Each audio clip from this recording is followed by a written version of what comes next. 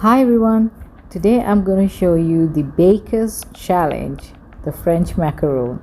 So I have been trying this recipe more than 10 times and I made sure that the same recipe will work well every time you try it, because there were some recipes that I tried, like the first attempt was really good and the second time I tried it, it was just a flop. So I try this recipe every other day so that you will get this recipe right. I'm Rubina Ibrahim, your cakeist. Let's get started.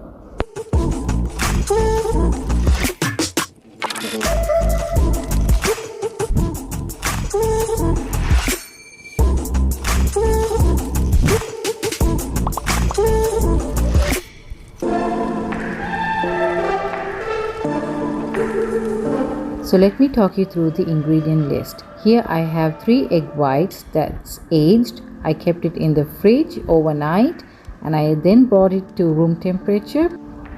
And here's my icing sugar or powdered sugar. And this is my granulated white sugar. Here's my super fine almond flour or almond powder.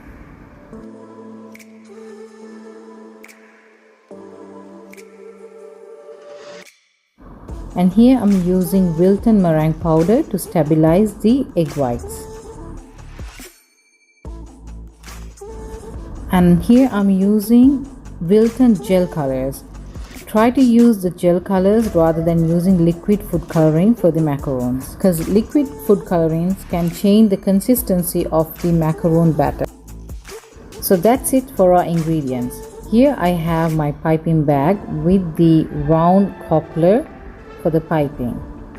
You see, I'm not using any nozzles in this. I have put the piping bag into a glass so that it's easy to handle. I'm going to use some artificial white vinegar to clean all my bowls so that it is grease free. You can wet a paper towel with the vinegar and make sure you clean the bowls, all your utensils thoroughly before you start making the macarons. If there is any sort of grease, then your egg whites will not turn out well.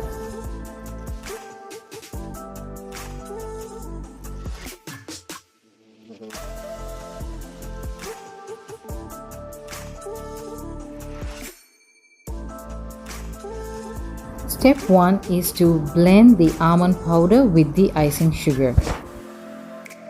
If you see in many recipes, they have mentioned to blend the almond powder first to make sure that the almond powder is finely ground.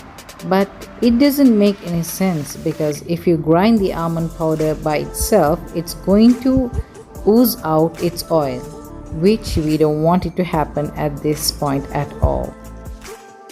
So make sure to mix the icing sugar and the almond powder together and then grind it.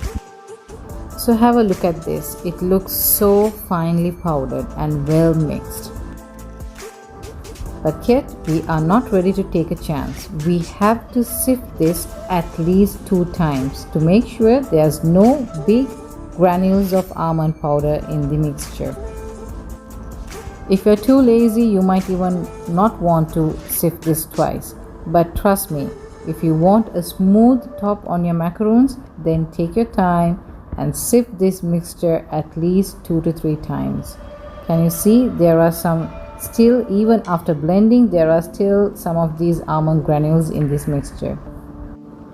You can break the lumps by just breaking it on the top, but do not try to push the almond granules through the sifter, because here we are trying to get rid of the almond granules. We want only the powder to remain, right? So make sure you discard these pieces and not to use them back. So now we are going to sift it for the second time. Can you see this? Even after sifting for the second time, there are still some granules remaining. So please discard it and take the pure almond powder only. Now it's time to move on to step number 2, which is whisking the egg whites. It's a very crucial stage, so please try to follow the instructions to the T. Here's my granulated white sugar. I'm going to add in the Wilton meringue powder to this bowl. I'm going to mix the Wilton meringue powder with the sugar so that the meringue powder will get hydrated. Now let's start whisking the egg whites.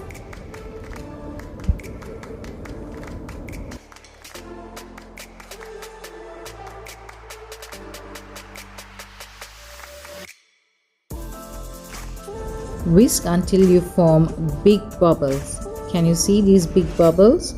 This is a stage where you can add the sugar and the meringue powder mixture. Add it into 3 batches, not at once.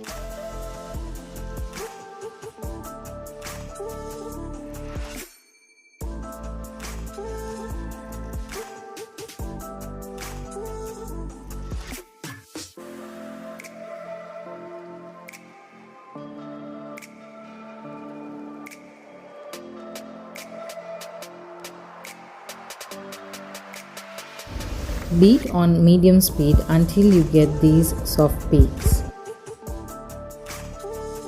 Now is the time where you can add in your gel colors. You can use any of your favorite colors to this recipe.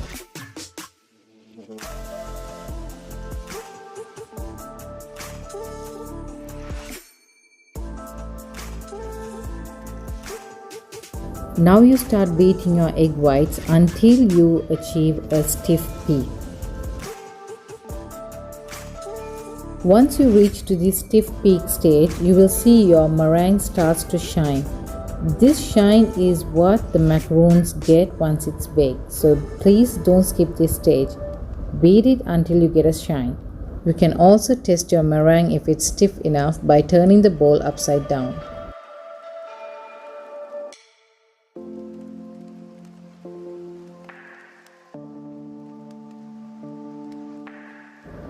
Step number 3 is to add in the almond powder to the meringue in 2 batches.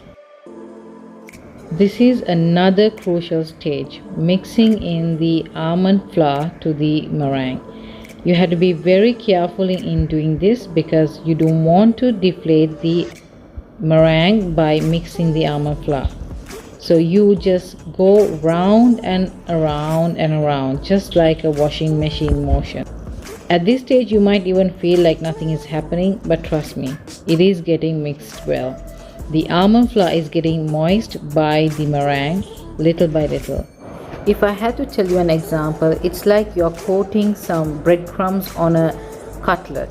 So that way, just keep that in your mind and just coat the meringue ball with the almond flour. And the almond flour will gradually get wet and mix into the meringue. You can cut through the meringue 1 or 2 times. Now if you see, you don't see any trace of almond flour remaining. It's all have got moist very well. Step number 4 is extremely crucial. This is macaronage stage. This stage you have to be very careful where you do not over mix your macaron mixture or you do not under mix it either. So this is a stage where people get it all wrong. What you have to do is you can be a little rough with your meringue. You have to deflate the meringue a little bit and then keep mixing it in. You will see that your batter will start to fall into a ribbon stage where you can make a figure 8 with your macaron mixture.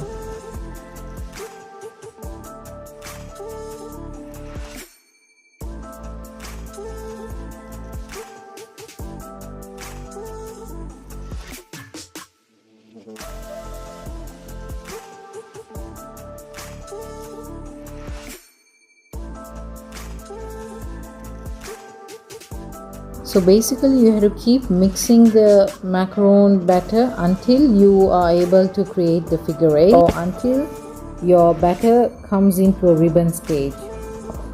You see, this batter is perfect right now. I can also create a figure 8 with it, and if you lift the spatula, your batter has to fall into like big V's onto the bowl. If you see, I am getting like huge V-shaped batter dropping onto the bowl. So this is the correct stage. I stop it right there. Now you can transfer the macaron batter to the piping bag.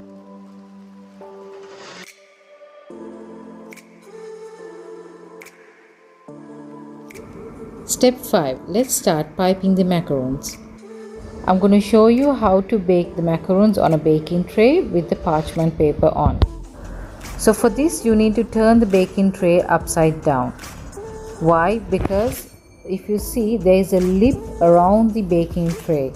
So when you keep the macarons on this baking tray, the lip of the baking tray acts as a barrier and it cuts the heat. So the macarons that's kept on the edge or on the side of the baking tray will not get baked evenly. Make sure there's no grease or any residues on the baking sheet or the parchment paper, and use a dab of the macaron paste just to stick the parchment paper onto the baking tray. If you have a macaron template, then you can keep it underneath the baking sheet and then start piping the macarons. But here I'm so used to piping the macarons, so I mean, come on, I've been baking the macarons every other day for 9 days, so I got expert in it.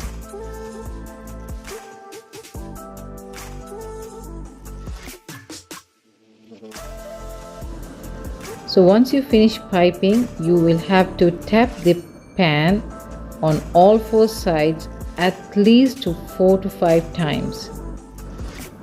Just make sure that all the air bubbles inside the macarons are being released. Here I'm also going to show you how to use a macaron mat. It's a very good option if you're using the convection oven. This will distribute the heat evenly and your macarons will come out perfect. If you're planning to make these macarons and do it as a business, then it's worth investing on a macaron mat. Once you're done tapping the baking pan, you will see some macarons have released its air bubbles and it is on the surface of the macaron. So you can use a toothpick to break those air bubbles so that you will achieve a smooth top. Step number 6 is resting your macarons. You have to leave your macarons to rest minimum for 15 to 20 minutes until the top of the macaron shell is touchable. Like when you touch the macaron, it should not stick onto your finger. It should have a film over the macaron where you can touch it. So this will take 15 to 20 minutes depending on your room temperature. If your working room is cold enough, or if your room AC is on, this time will be reduced to 15 minutes. Or if you are having a very humid climate, or if it's very warm in your house, then it will take minimum half an hour to 1 hour for the macarons to settle. So we are at step number 7. We are almost at the end of baking these macarons, but still, until the end, this macaron baking is crucial. So baking the macarons is another level of patience.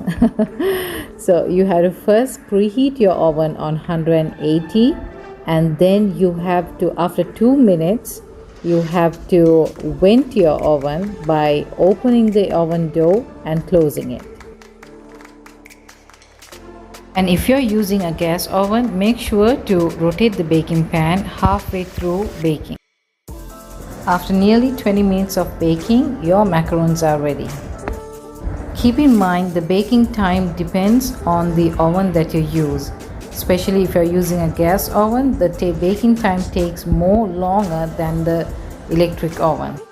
I know we are all very excited and we just love to dig into those macarons, but please have patience. You have to leave the macarons to completely cool down before you unmold it from the mat or the parchment paper. After it's completely cooled down, then you can make the pears, and then you can use any types of fillings that you like. Look at these macarons. Aren't these beautiful? I think the macarons that I baked on the macaron mat came out much better than the macarons that I baked on the parchment paper. And here I'm using some buttercream, vanilla buttercream, and I like to go around the macaron instead of piping a big blob in the center. So this is it. All your time, your patience, it's just done. How nice it is if the macarons just turn out so pretty every time you bake it, isn't it? So try out this recipe, and if you like it, please don't forget to press the like button and to subscribe to my channel.